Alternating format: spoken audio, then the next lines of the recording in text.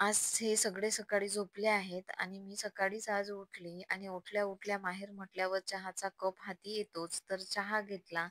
नमस्कार, मी प्रांजली आणि तुम्हा सगळ्यांचे माझ्या मिनी ब्लॉगमध्ये मनापासून मी स्वागत करते. तर इकडे सकाळी उठल्यानंतर आईचं उसळ, भाजी, स्वयंपाक, त्याच्यानंतर भांडे सगळं होऊन स्वच्छ झालं होतं आणि इकडे आजीची देवपूजा चालू होती. कारण की आजीला सकाळी देवपूजा केल्याशिवाय करमणारच नाही. कारण देवपूजा केल्याशिवाय तिचा दिवसच निघत नाही आणि माझ्याकडे रागानं बघत होती आणि म्हणत होती, "उठतं की नाही? की तू अंघोळ करतं की नाही तू? आता तुला किती वेळ लागणार आहे?"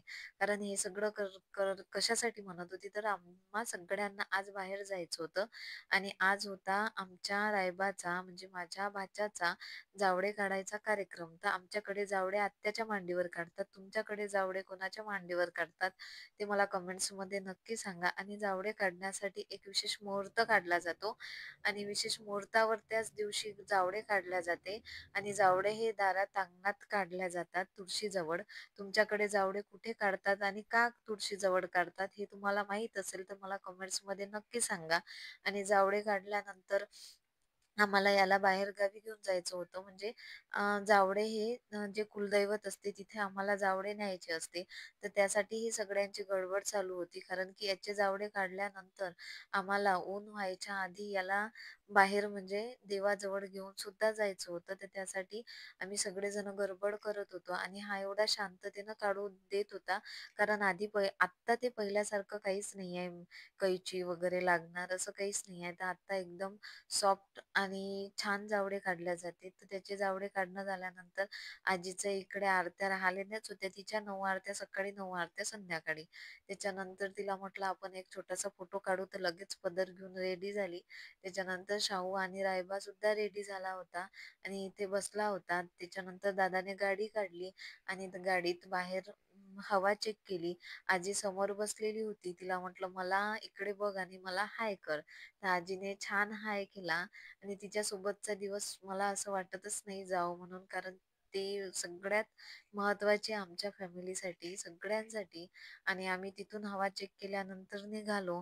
तर आम्ही जाणार होतो उपरईला आणि उपरईला आमचे देवस्थान आहे. तिथे शादलबा म्हणून आमचे कुलदैवत मानतात आमच्याकडे, माझ्या माहेरी.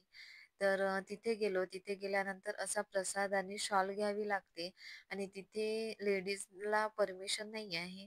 तिथे फक्त जेंट्स लोकं जाऊ शकतात आतमध्ये. तर दादा गेला, दादालाच जायचं होतं आणि तिथे डोक्यावर बांधूनच आतमध्ये जावं लागतं. तर दादा तिथे गेला आणि तिथे गेल्यानंतर त्याला सुद्धा नेलं रायबाला आणि तिथे आतमध्ये त्याला जावळे बांधायचे असते म्हणजे तिथे द्यायचं असतात. तर ती बघू शकता तुम्ही. तिथे त्यांच्याजवळ जावळे दिले आणि ते त्याला बांधत होते. अशा प्रकारे आमचं तिथची पूजा वगैरे सर्व झालं आणि तिथची पूजा वगैरे आटपून आम्हाला त्या परिसरात थोडंसं जायचं होतं. बाजूलाच तिथे सुद्धा एक मंदिर आहे. तर हे हो बघू शकता तुम्ही. या सगळ्या परिसरात आम्ही थोड्या वेळ थांबलो आणि बाहेर गेल्यानंतर ऊन झाली होती.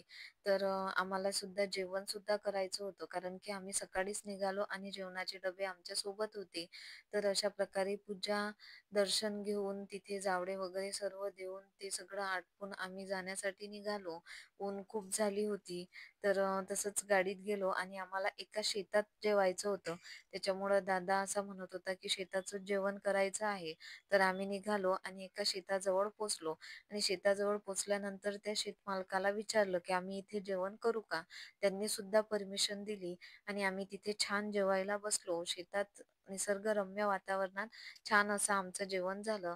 बघू शकता छान आम्ही सगळेजण बसून जेवण केलं आणि जेवण झाल्यानंतर आम्हाला दुसऱ्या ठिकाणी म्हणजे त्याच्या अंघोळीसाठी जायचं होतं. तर विदर्भात अमरावती जिल्ह्यात मुलांच्या अंघोळीसाठी किंवा मुलांची तिथे अंघोळ केली पाहिजे असं प्रसिद्ध देवस्थान कोणतं आहे? तर ते तुम्ही मला कमेंट्समध्ये सांगा आणि आजचा ब्लॉग कसा वाटला ते सुद्धा मला तुम्ही सांगा. आणि तुम्ही अमरावती जिल्ह्यातील हे जे आहे शादलबा, उपरई इथे कोण-कोण जातं आणि कोणाकोणाचं देवस्थान आहे ते सुद्धा तुम्ही मला सांगा. थँक